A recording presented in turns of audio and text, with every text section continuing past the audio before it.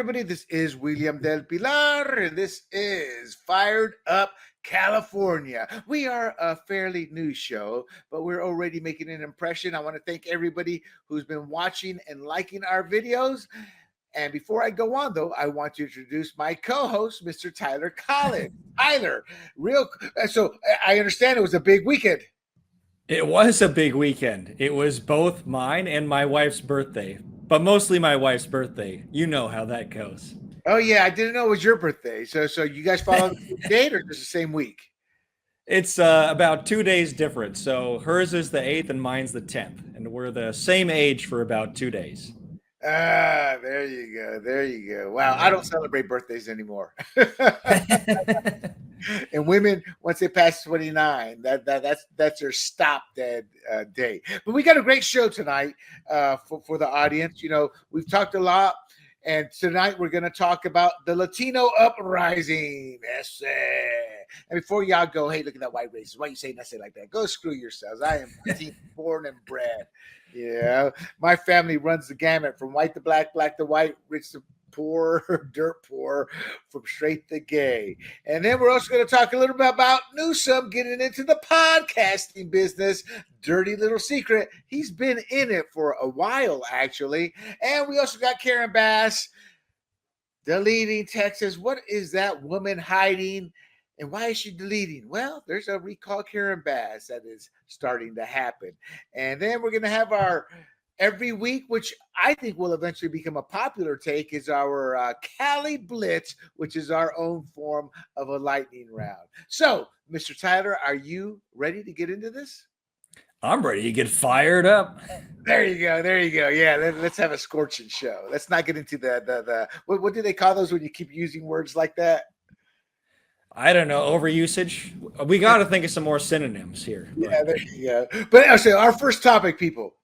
Latino voters reshape California politics from Democrat loyalty to GOP pragmatism. I always go back and forth. I like to source people, so I think it's fair when there weren't a lot of articles. So usually after 4 or 5, it's public domain, so I don't really source people. But this one here, I got a lot of information from Mike Madrid, which is a GOP operative name, and Gustavo Arellano. And then I also researched it myself.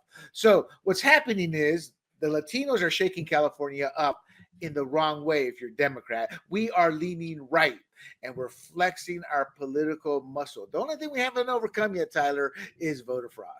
But Beverly Hills went for Trump in 2020. Woo, the rich Latinos. Okay, no secret there. And Mike Madrid pointed that out. And his own family jumped on the Trump train. And he's a GOP operative in 2024. Madrid was Beverly Hills, and Arellano was his family jumping on the Trump train. And it's loud enough that it's starting to make an impact. So Madrid and Arellano, these are both LA Times columnists, or the op-ed with Madrid. They're calling out what's happening with Latinos and how the Democrats are treating them. And then you also, Tyler, have State Senator Suzette Martinez Valladares and Assembly Member Kate Sanchez. And they're stepping up with a California Hispanic Legislative Caucus.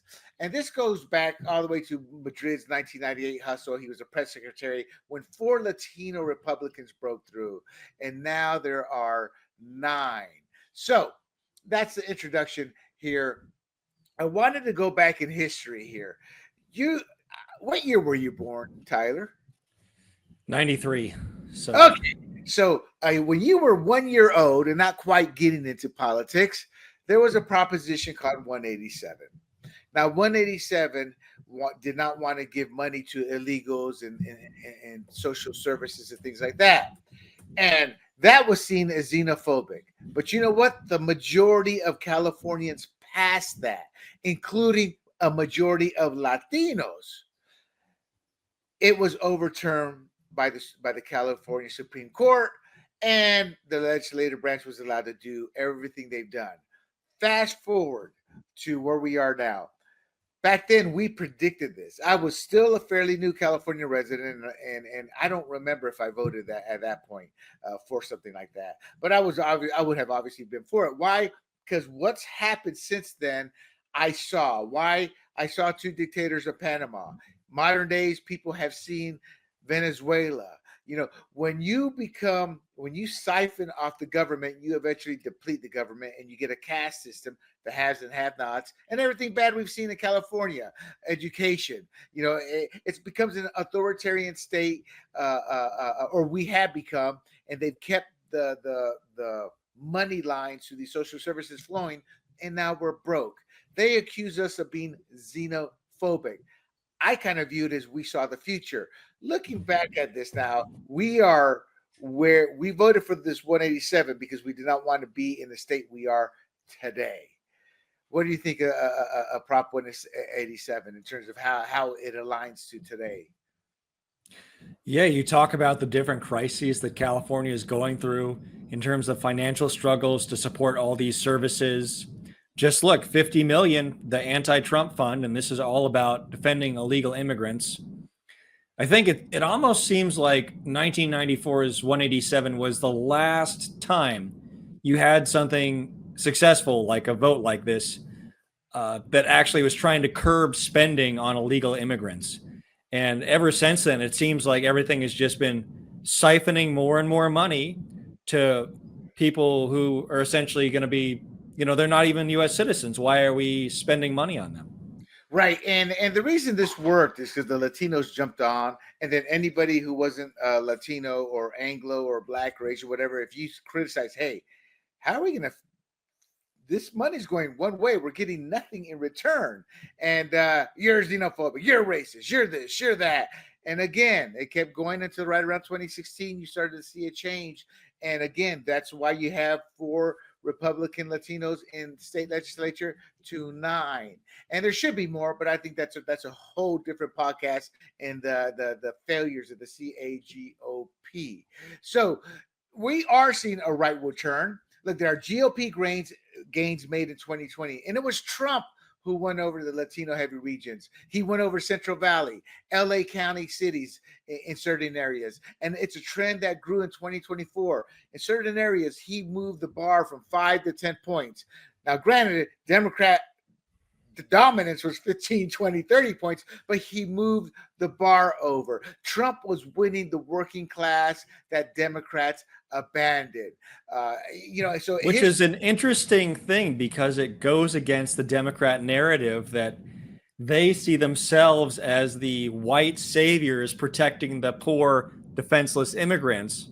When Kamala ran in 24, the most stable voting bloc for Kamala was white suburban women. And so the people who could pat themselves on the back that they were going to be saving these poor, defenseless immigrants.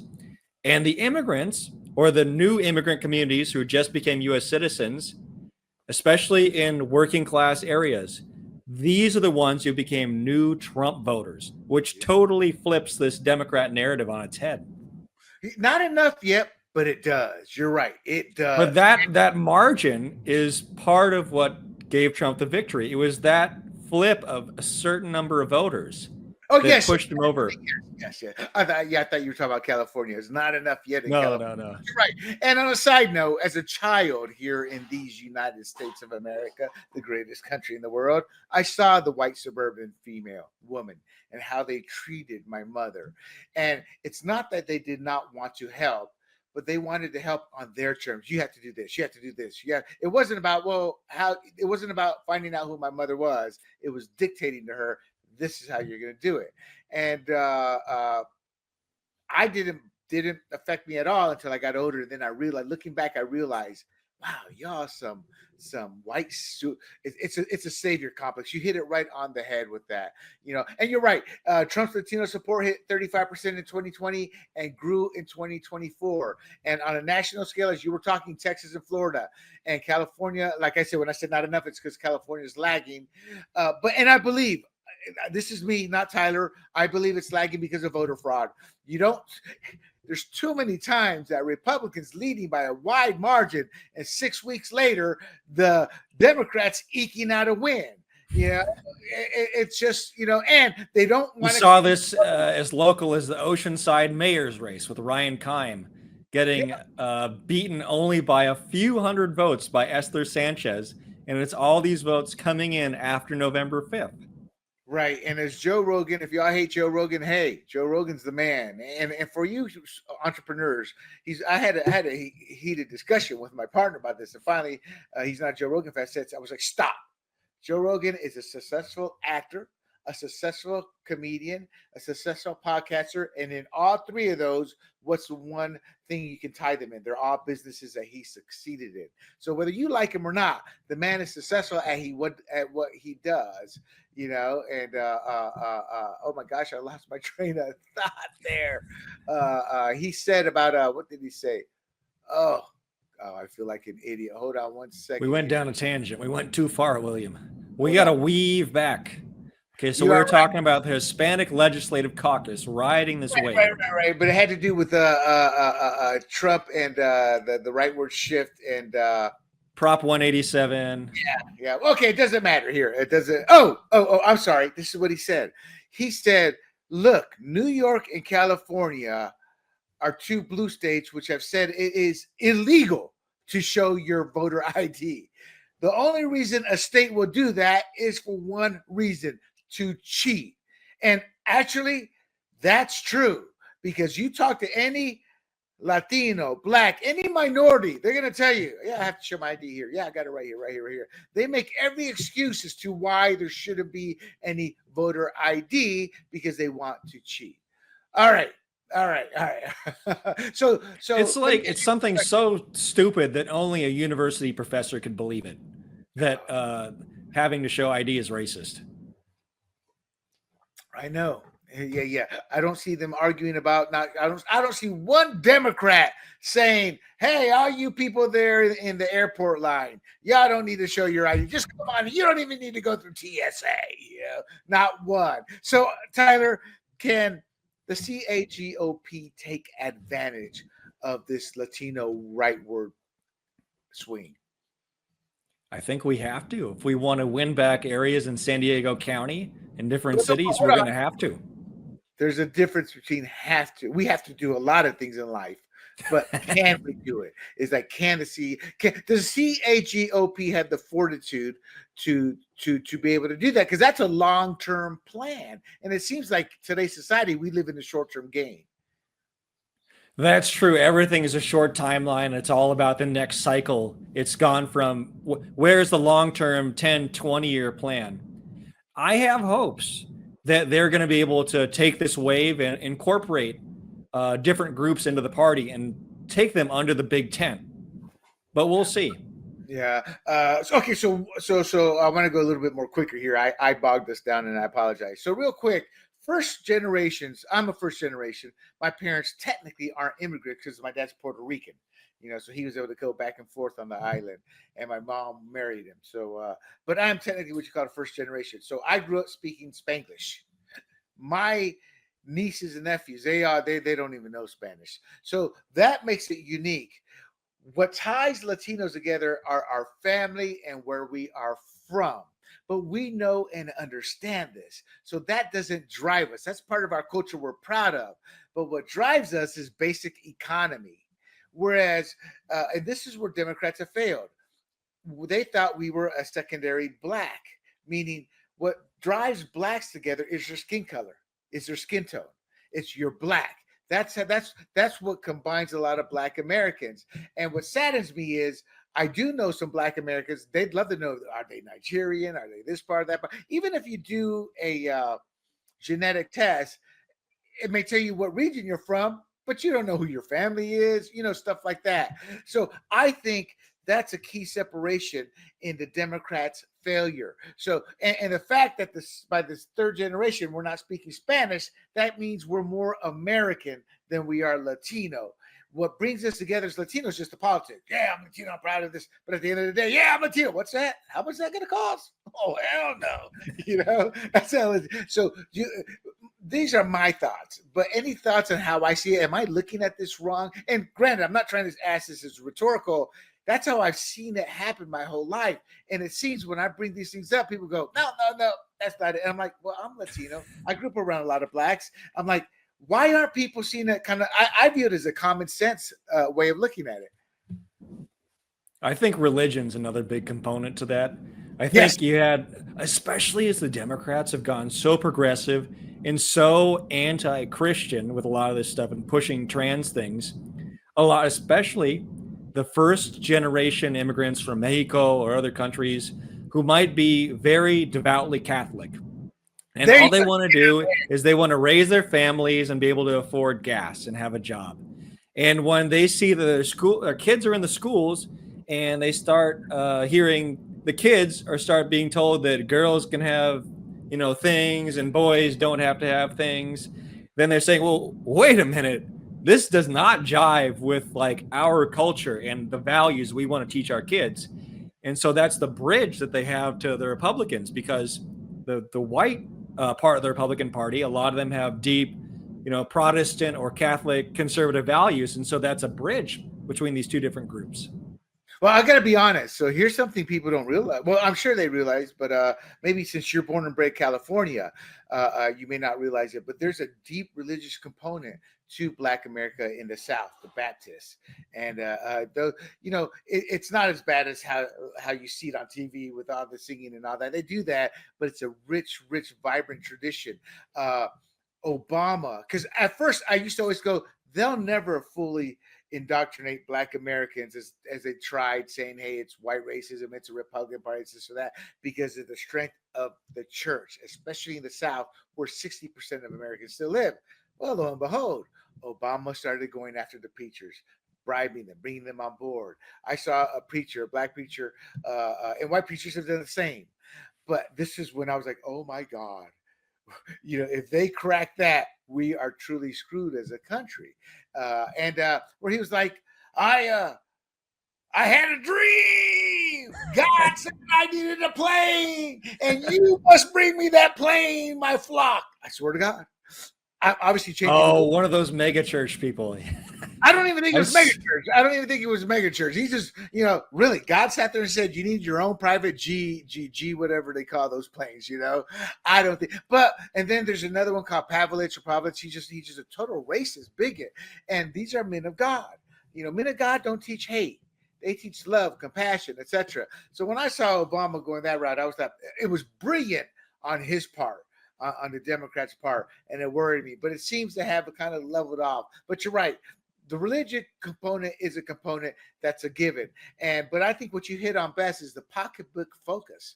At the end of the day, it wasn't even about religion as much as we have our own identity, our own brand, our own whatever. So at the end of the day, it's like, yeah. Like I said, hey, Sabado Higat, what's that? Eggs are costly. What? How many chickens? What the hell's the matter with you, Pete Pooty, whatever your name is? That's what it boiled down to. Also, crime matters for us. We were never on board. Because lower income and certain neighborhoods are hit much harder by crime than the white suburban neighborhoods that vote blue.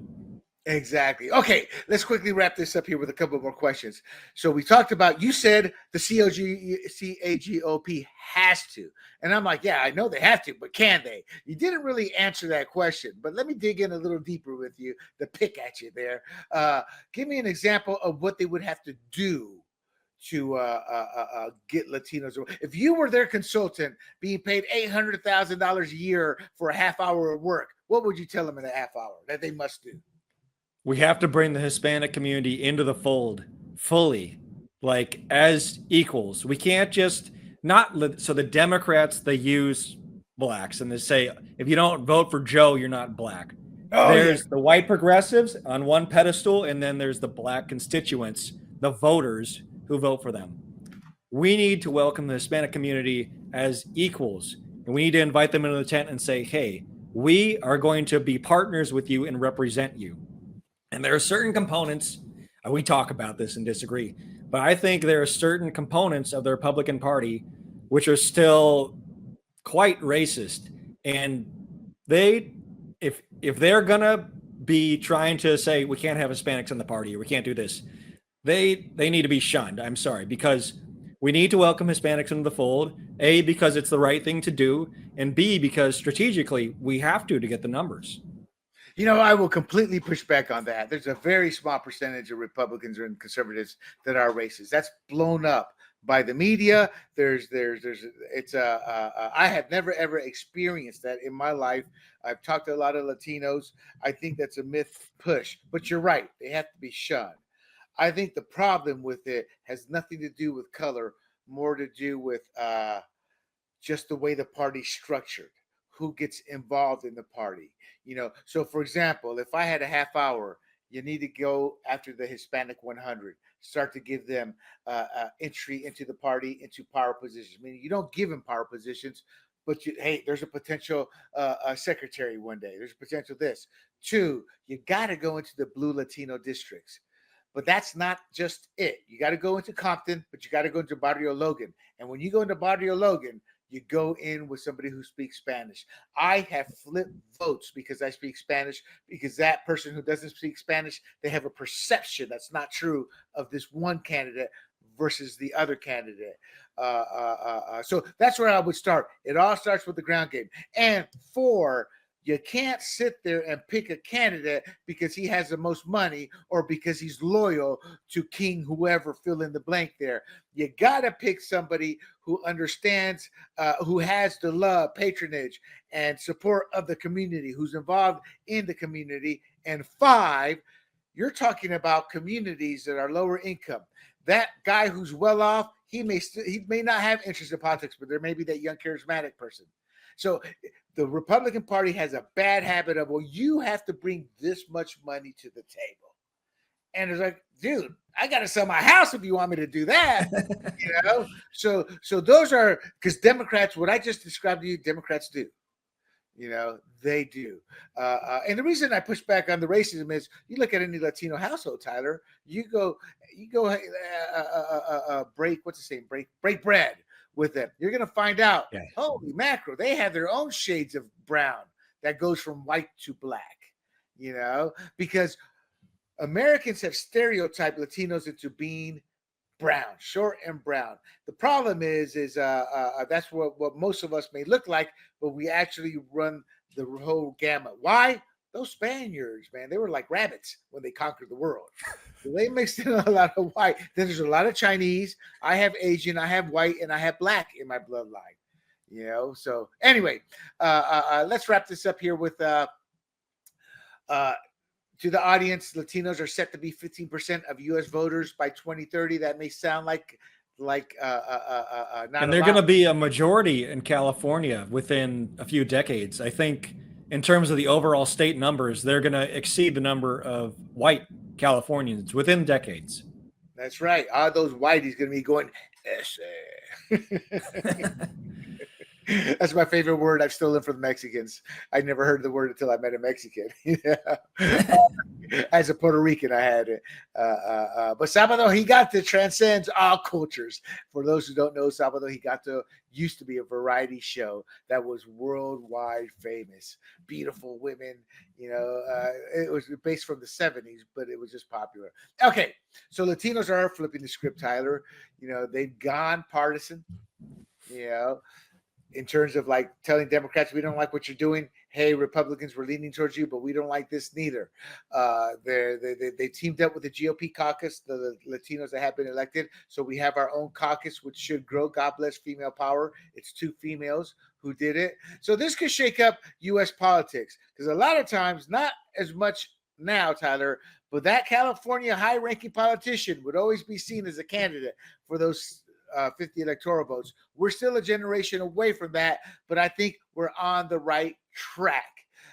Any final comments before we move on, brother? No, I think we covered it. Outstanding. Well, let's move on to another minority, one that's not liked by anybody. You're just trying to get me in trouble today, William. Delete and retreat. Karen Bass's Banshee Act leaves L.A. burning. So, Mayor Karen Bass's crisis leadership is under fire. What else is new? She just reiterates she was in Ghana on a diplomatic trip when the Palisades fire broke out, killed dozens, torched homes, burned over 40,000 altogether when you leave the Palisades area as well. She had the red flag warning. She's accused of ignoring, which she did, because any rocket scientist knows, based off the last 20 years, how this works. She knew it has been playing dumb, and that has sparked a recall push fueled by claims of negligence. And it's worse.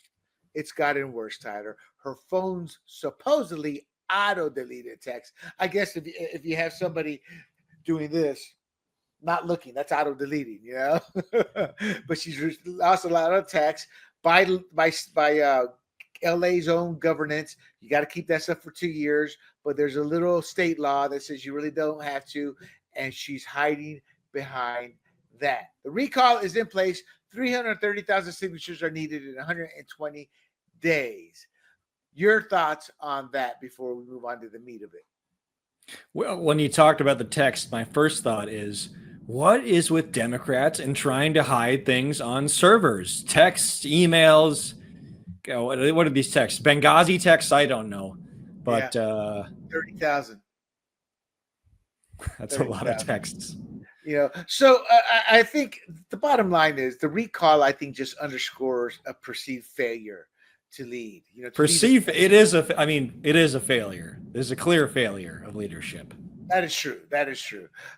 Now, opponents are going to be leveraging her absence. That's the rallying cry. She wasn't here. She knew she should have been here. The budget.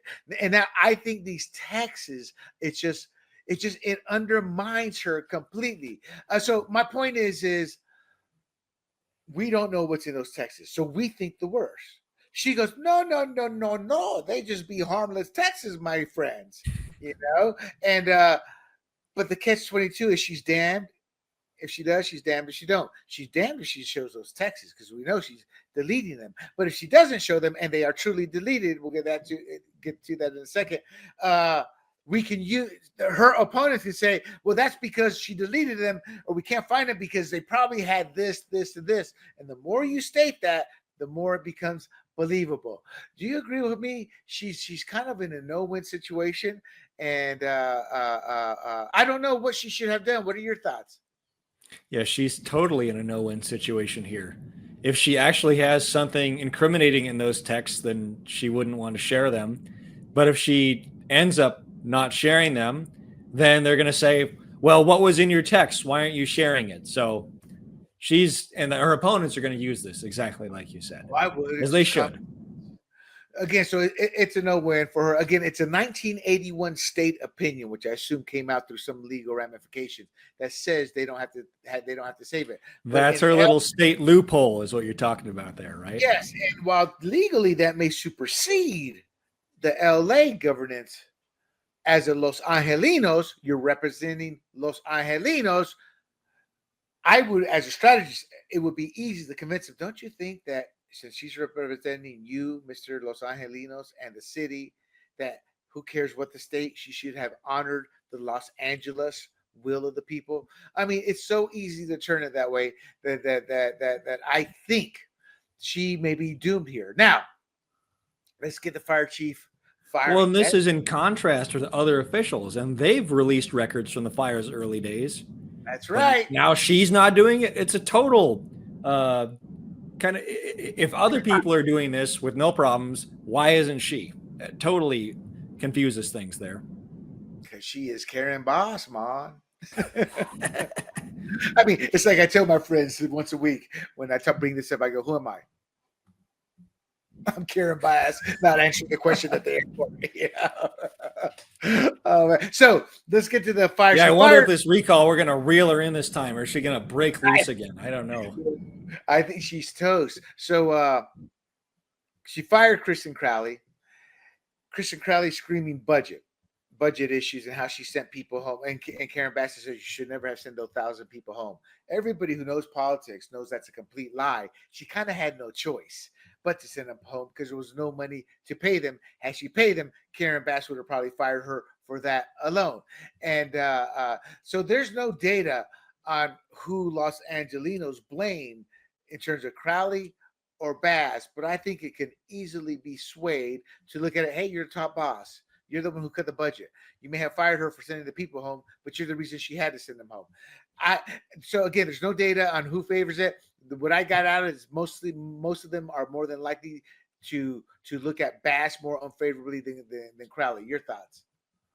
Well, Bass is the one in the spotlight now, And if our attention's turning towards her, she's ultimately the one who the buck stops at her.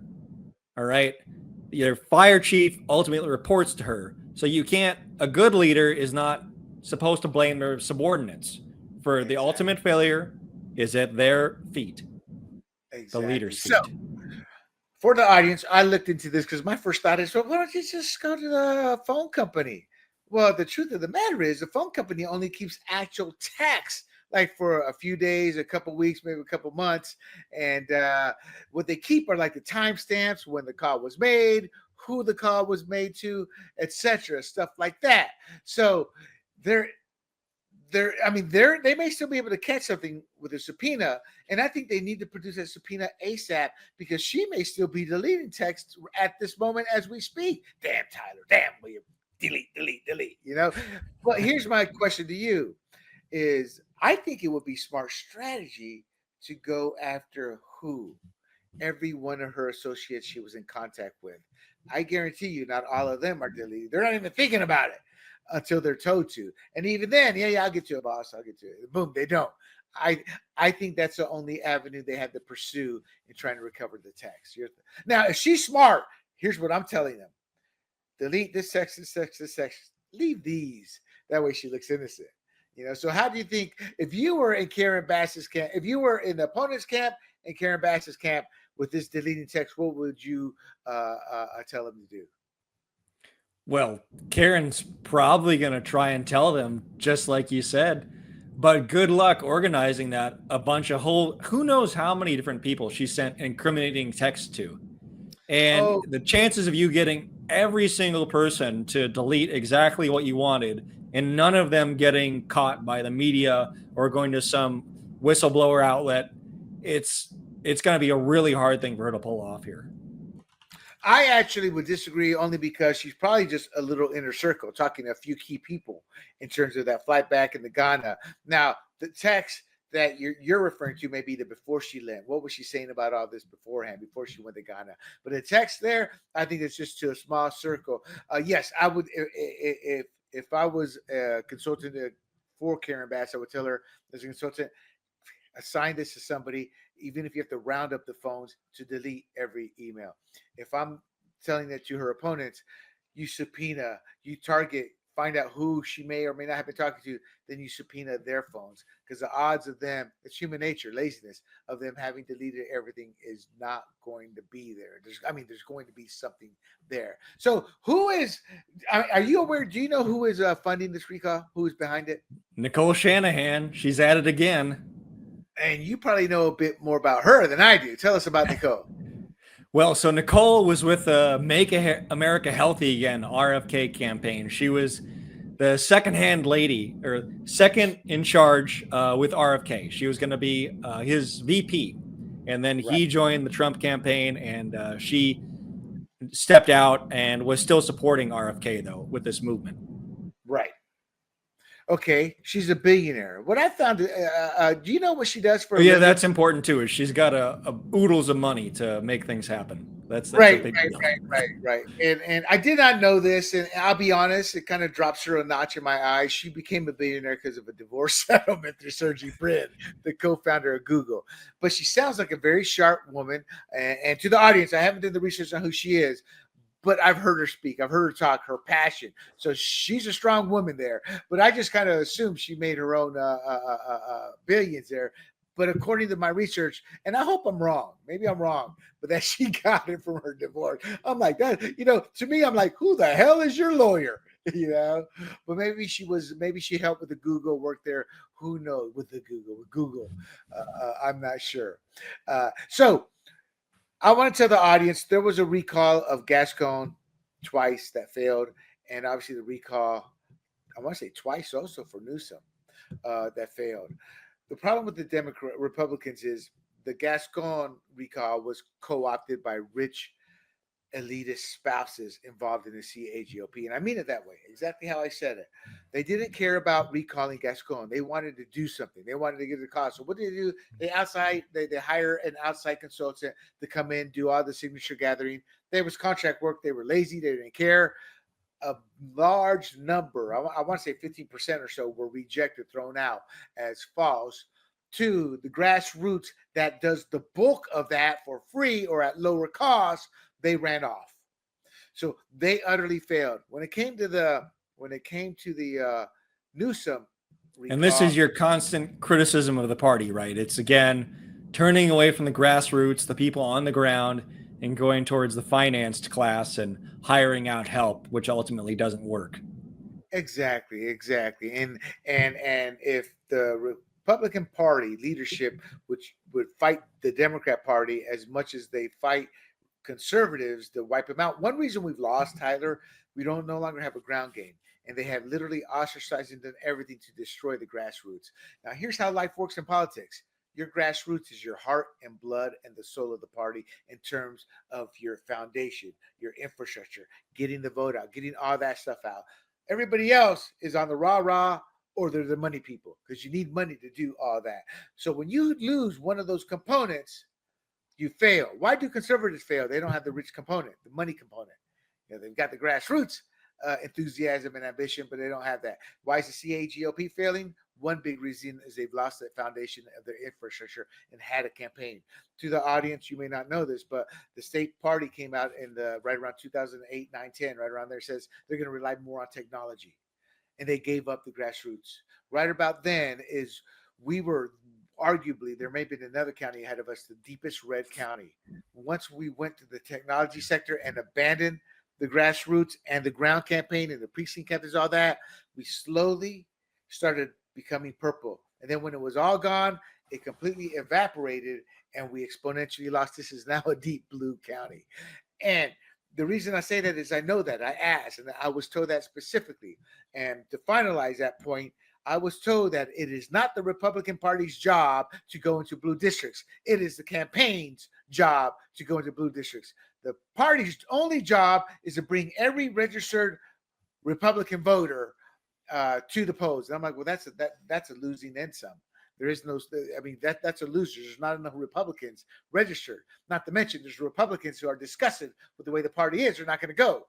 So why not work with the campaign to go into the blue districts? Instead, here's the other caveat. A good chunk of the money people donate to the party at the local level goes to the state. So there comes a point, I think the counties need to break off from the state, not formally, but say, I get it. You want money for state level? I need to get my board of supervisors. I need to get my school board. I need to get my city council people elected, period, end of story.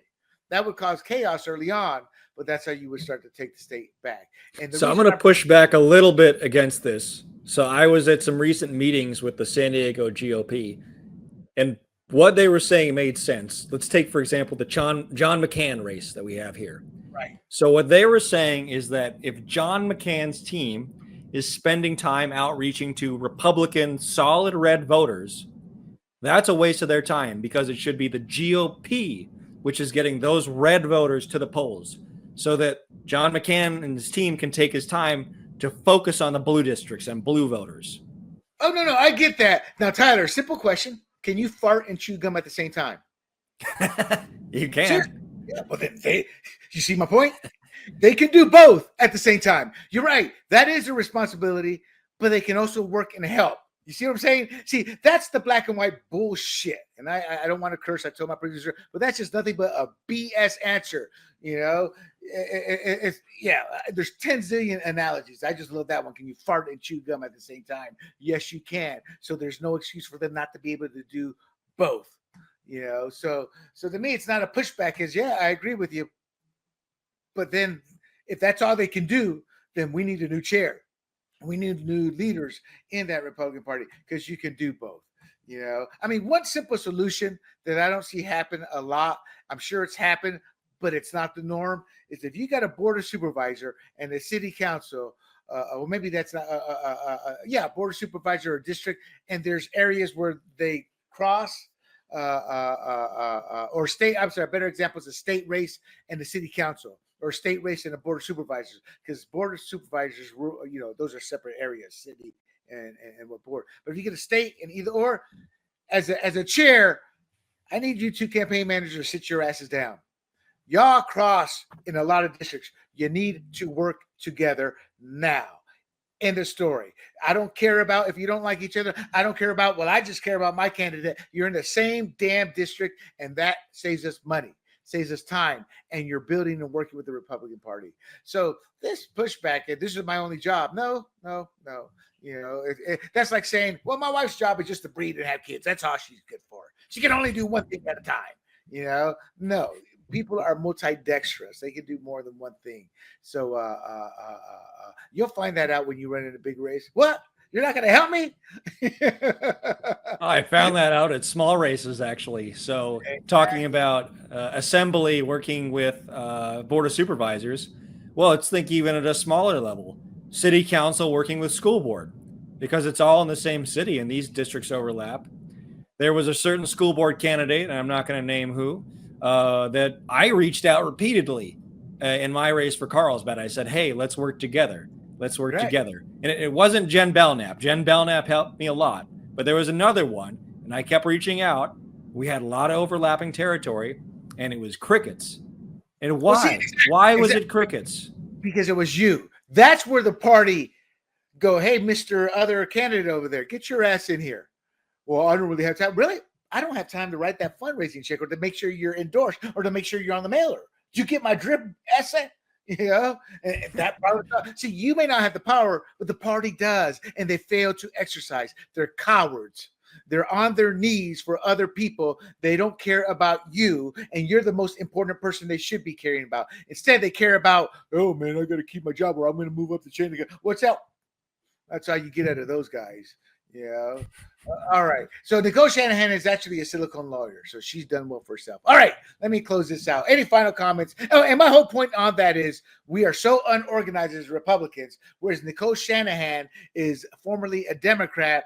Those Democrats, if they have anything together, it's the damn ground game. And her as a billionaire will probably fund this, oversee it, and make sure it gets done right. So if I had to put money on it, which I don't because I don't gamble, because I have an addictive personality, I would put money on Nicole Shanahan recalling her. And I think everybody loves to hate somebody. And I think Karen Bass is toast. And, maybe that was what she was thinking when she was like this. I'm toast. All right. She's grilled fish. So I apologize. Any final words on this topic before we move on? No, I think she's going to get caught up in this net and she's going to get beached on this whole shenanigans here. So we'll see what happens. Battle lines are drawn, brother. It's game on. Fastest knowledge on records, and her absence, her deleted text, the Crowley mess, all that screams avoidance and blame others. Legal or not, it's a torch trust. Hey, like that torch trust. Make sure to poster child for frustration by Los Angelinos. Her opponents are what? Fired up. So they are going to go after her. It's all about keeping what? The heat on. I'll stop here. She's toast. So let us move on here to Newsom's podcast misadventures, the strategic pivot gone awry. Hold on 1 second here, Tyler. Okay, Tyler. So Gavin Newsom is kicked off. This is Gavin Newsom. And he just thought he could spar with Charlie Kirk and look tough. And that was a big mistake. He floundered. And the people out there, I'm talking about Gavin Newsom's first inaugural podcast of This is Gavin Newsom. He let Kirk run the show. And he was even asking for campaign tips. To me, he looked totally weak. Or not to me, but to some, he looked totally weak. And conservatives were laughing at it. They were saying it's a train wreck. It's tanking his cred with Dems. But I look at it as he's positioning himself for 2028. And so it's a double-edged sword. So I kind of look at it as he wanted to engage in civil debates. He wanted to bring MAGA people in. And he wants to start painting himself with a brush so he can run in 2028. What are your thoughts? 100%. I think if there's one thing the Democrats learned from the 2024 presidential race, they got to up their podcast game. They got to up it. You saw Kamala try at the last, and she was going to get on Joe Rogan, and she did that other podcast with the $100,000 temporary studio. But Democrats are taking this way more seriously now. And as an example, Newsom doing this is proof that the Democrats are saying, we got to get our podcast game together, because that was a big part of why Trump won. Well, I'm not pushing back, but Democrats are pushing back. Some of them were pissed off that he abandoned them. Or they hated it because of his turn on the transgender stuff. Yes. Because he knows that does not play well to national ears, the hyper-progressive stance. Right. And I think he was talking about women in sports was one of them. And then he criticized Kamala when talking about transgender, the what do they call it, transitioning and paying for it through prison. He criticized her. She didn't even say anything or push back, however, does debating conservatives help him for future debates and political opponents? I think it does. I think it's, as we talked about off air, yeah, man, a year from now, we're going to look back and cringe at these podcasts because we'll be so much more polished. I think that's what him bringing on MAGA people, conservative politicians, others, is doing nothing but sharpening him up, because I think DeSantis destroyed him at that debate, because it's hard to fight truths with lies when there's nobody there to protect you when you spew those lies. And that's what the mainstream media has completely done in California. He's been coddled, protected. It's a deep blue state. He doesn't have to say the truth. He can just blame a Republican and the masses will believe it. So I think he's looking at this not only to help shape him as moderate, but to help polish him up and tighten up his debate game. Your thoughts? It's doing a lot for him. This was a train wreck, this first thing, sure. But he's going to get better, like you said.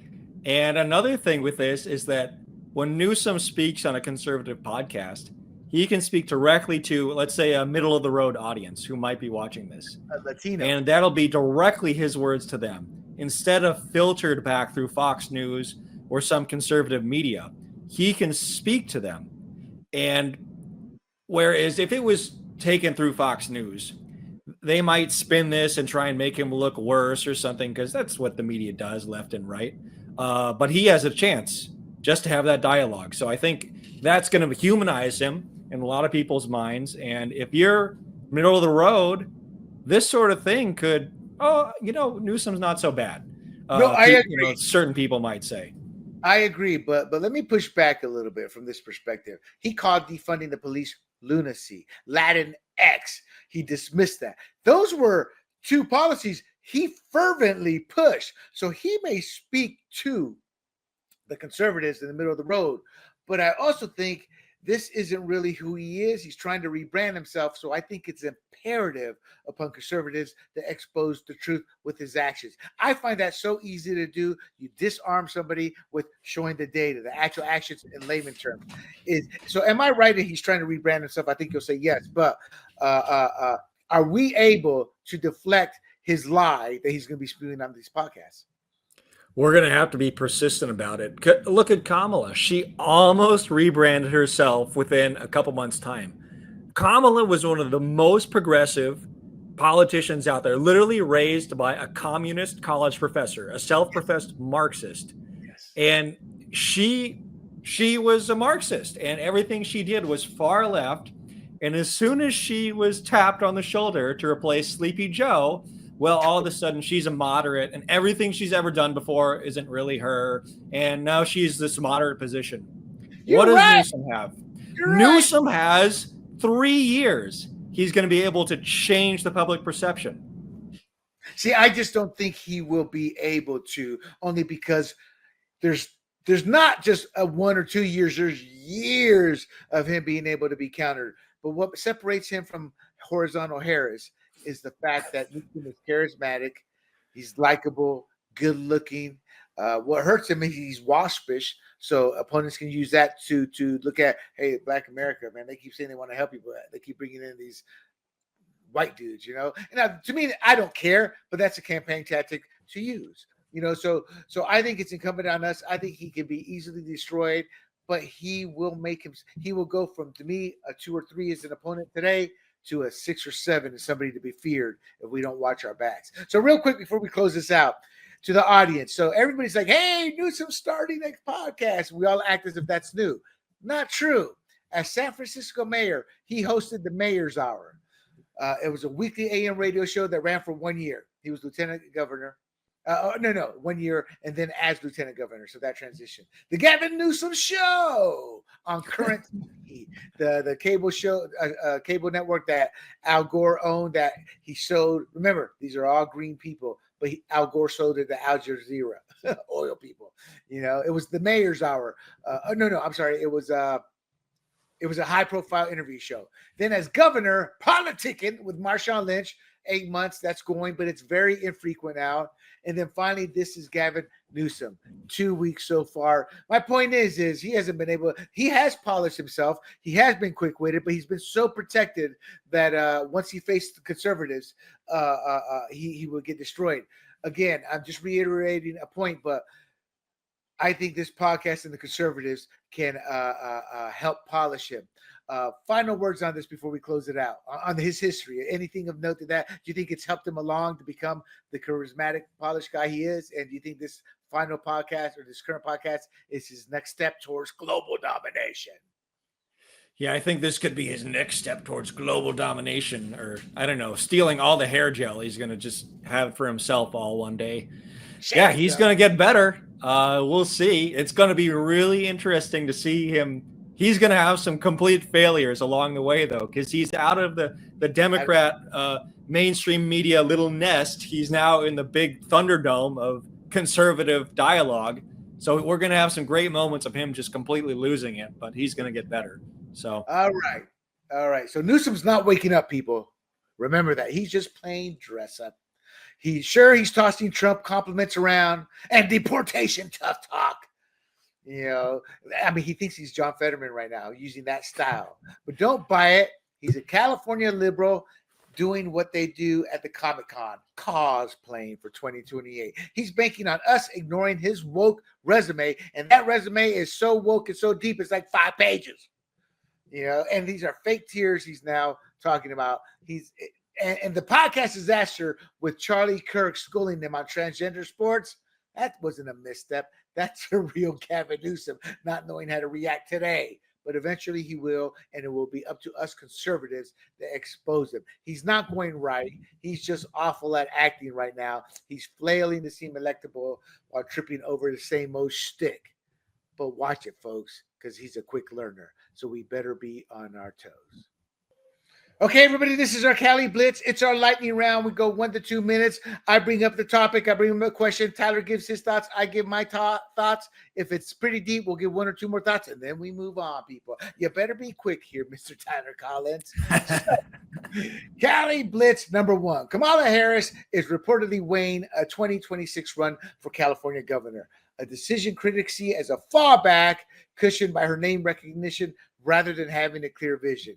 She thinks she can win this race is what it boils off to. What does she need to do real quick, Tyler, to win? Well, she says she's consulting her inner circle, but I think she's really just consulting the wine bottle. But she's got to fix her word salads. That's number 1. I don't know. No, that's true. Logic would dictate that she would do that. But I got to be honest, Tyler, with the way the CAGOP runs these state level and governor campaigns, I think the state is so blue that her name recognition may win out. I hope I'm wrong, but that's statistically, that's I see how it goes down. The CAGOP has a shot if they put up a conservative candidate who goes into deep blue districts and is able to rally Latinos in their home districts. Your thoughts before we move on? That's what has to happen. The GOP really has to get its act together because you're right. She is just going to rest on her laurels of her name recognition, which very well could carry over to the top. Do you think this is our best chance at the governorship since Schwarzenegger? Well, logic would dictate that. I mean, obviously, we won't be running against an incumbent, so that's always a plus. But the numbers speak for themselves. True. We are deep blue. All right. Cali Blitz number 2. A proposed state audit of the California Healthy Youth Act, which is sexual education courses, aims to track compliance and opt-out rates, stirring fears of privacy invasion and state overreach. The problem here is they're asking for an audit, and that looks great on paper, Tyler, but I think it's a potential Trojan horse, not today, but tomorrow, because the next thing they're going to ask for is who is opting out, because we need to contact and talk to those individuals. And for the sexual courses, they want to push, because this suit is being brought, or recommendations being brought by an LGBT organization, or the state legislature is backed by an LGBT organization. It really deals with sexualized courses on homosexuality, transgenderism. It aims more to doctrinate impressionable minds than actually teach sex ed. And what I just said, people, that's documented fact that has happened, not conjecture. So I think they're asking for the numbers right now. Tomorrow they're going to ask for the family names. Your thoughts? Am I right or wrong on this? Yeah, that's a dangerous path if they can see who is opting in and who is opting out. I wonder if that happens the way you say it is, that we're going to have eventually some equal protection suit, because you might be able to say that's political discrimination. You could have some other sort of protected class and say that these students who opted out are being treated differently than the ones who opted in. And so I don't know. We'll see what happens, but that's a good point. I have not stayed at a Holiday Inn recently, so I can't give you my legal discourse. Cali Blitz number 3, Fresno's $12 million racism rodeo. Fresno Unified's $12 million program to boost Black student academics has sparked accusations of racial favoritism and a lawsuit claiming it violates sexual equal protection laws. Now, what this is talking about is they're saying, hey, you don't get a pass here just because you're Black. There are poor Latinos in the same boat. There are poor whites in the same boat. That schools should not be segregating this like this, that you can help them all out at once. And by not helping others out and only focusing on one culture, that is blatant discrimination. My take is schools, doesn't matter. Schools want to churn out indoctrinated drones. So I would question what's being taught in that course anyway. But we need to be teaching STEAM. And I agree with this lawsuit merely to get all Californians who are struggling into that program. Your thoughts? It's just insane to me that the progressive stance now is pro-segregation. Like, why? This is just, it's gone off the rails. But no, we should be focusing on STEAM, and regardless of your skin color, ethnicity, you should have the opportunity to take these classes. Exactly. And STEAM stands for science, technology, engineering, arts, and math. A lot of people hear the term STEM. We love Californians, we love to toss in the arts. Cali Blitz number 4. This was a good one. California Councilwoman's husband arrested by ICE sparks immigration debate. So the ICE arrest of Coachella, is that how you say it, Tyler? Coachella? Coachella. I haven't been to Coachella in a long time, but I think that's how you say the name. So the ICE arrest of Coachella Councilwoman Yadira Perez's husband, a Mexican national with a criminal past, has ignited debate over immigration enforcement and sanctuary state tensions. So my point here, Tyler, is simple. Just because somebody's been here for 20 years, if they're here illegally, they're here illegally. It's not relevant. And the fact he has a criminal record he's never had to answer for also justifies actions on this. Democrats have been historically lenient on immigration, whereas conservatives tend to want to follow the law. The reason this has become an issue to the audience was Roe versus Wade. Over 30 million African-American babies have been killed. They want an influx of illegals to eventually make them citizens to fill in their new voting block. That's my personal take. But getting back to this topic, I think that this is a product, Tyler, of us not coming to the table to work with Democrats, because Democrats want every illegal free, whether they're rapists, murderers, thieves, or whatnot, and they have forced the public into a corner to where now the public is now saying over 80% or 70%, just get them all out if they're illegal. Your thoughts? Well, so there's two parts to it. There's the part about should we deport illegal immigrants, especially those with criminal backgrounds. And yes, if you're not in the country legally, it doesn't matter how many years you've been here. Especially if you have a criminal history, you should be deported. Now, the second part to this, and the reason it's in the news, is because this was Yadira Perez's husband, a Mexican national. And there's the question of whether this was political targeting due to her council role. And on that issue, I'm going to say that just like the Democrats went after Trump for everything because it was a political job, basically, is what they did. The Republicans who now are the power should not be targeting Democrats using certain laws for political targeting. So we have to hold ourselves to a high standard. Trump said we need to end the weaponization of the FBI. And that means we don't want ICE to be a tool of political targeting. So that's not a good thing. My question to you, Tyler, is he illegal? Has he broken the law? Yeah. If they send him out with like a regular search. That's it. Are they going after him specifically? One, it's not relevant. It's a talking point. Two, we'll never know. They want to make it a talking point. But at the end of the day, did he break the law? And does he have a criminal record? Yes, he does. They can prove, this guy's supposed to be deported.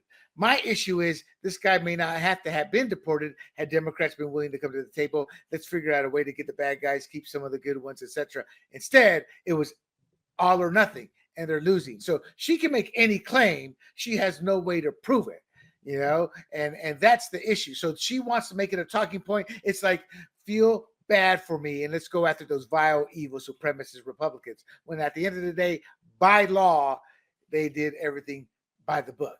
It becomes a he said, she said. All right, I think this is our final take of the night here. Key issues of the California Fast Food Council after 1 year. So 1 year in the California Fast Food Council has stalled on regulating worker conditions, fixating on wage hikes, and clashing labor and industry interests. So what this committee is supposed to do is better everything in the fast food industry, et cetera, et cetera. It's just more intrusion into the free market. So my take is simple here on this, Tyler, is this council does nothing but exemplify wasteful bureaucracy. They're draining tax dollars because there's some people getting paid on this, and they're achieving little beyond ignorant debates, likely serving as a grift for people who are on there, meaning, hey, I'm going to reward you. You're on this council. You're going to be paid this much. Markets should dictate wages and conditions through supply and demand, with regulation reserved for critical needs only.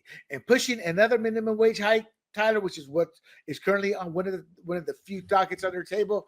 We saw that in Seattle a couple years ago. Businesses shut down. They just closed down. In California, that will come. What's happening right now is thousands upon thousands of fast food workers are being let go. So this is what happens when you get government interference into capitalism. Your thoughts? Yeah, I disagree with the minimum wage. You put floors or ceilings on prices, bad things happen. They have maybe good intentions, but it doesn't benefit the poor. It doesn't actually benefit these workers. So it's not a good thing. And like you said, this fast food council is a great grift for those people who happen to be paid to be on this. And it's interesting that they said they're still deliberating because of external factors like the LA wildfires. Give me a break. That was not the reason you weren't able to make any progress. It kind of sounds like the Councilwoman. Oh, it's because I'm a Councilwoman you targeted me. Really? You have no proof. You're just throwing something out there. So you said something very important. The road to hell is paved with good intentions. I don't even think that's true anymore. I think these are just flat out grifts, some of these programs in there. Tyler, I will give you the final word on this since I jumped in with despite good intentions. Any final takes on where you're going to get your hamburger and what it's going to cost because of the food council taking care of us? Yeah, I just want reliable prices, and I want people to be able to seek employment. And if you raise the minimum wage, you're going to be cutting jobs at the end of the day. So, yes, you are. And with that, my friends, there you have it. Another episode of Fired Up California. We managed to knock out Newsom, the Latinos, and the infamous Karen Bass. She's now infamous. Before, nobody knew her. And we hope you enjoyed our hot takes from hamburgers to illegals, who now, according to Democrats, we lost another one who can flip our burgers. That's what bugs me, Tyler, is how they look at us as nothing good but cleaning your toilets, picking your fields, and flipping your burgers. Anyway, I'm digressing. Let me close this show out. Do not forget to like and share this podcast. This podcast, Fired Up California. You can find this podcast and others like it at grumblingsmedia.com. Please bookmark that site. And you can also find us on YouTube, Rumble, Apple, Spotify, y Pandora under the handle Grumblings Media. I am William Del Pilar for Tyler Collins, and this is Fired Up California. And until next week, we bid you adieu. Hey everybody, this is Big John from Grumblings Media, and I just want to say thank you for watching our content. If you want to support our efforts here at Grumblings Media, just smash the subscribe button right here, totally free, or just go ahead and consume more of our great content. Click either one of these two boxes.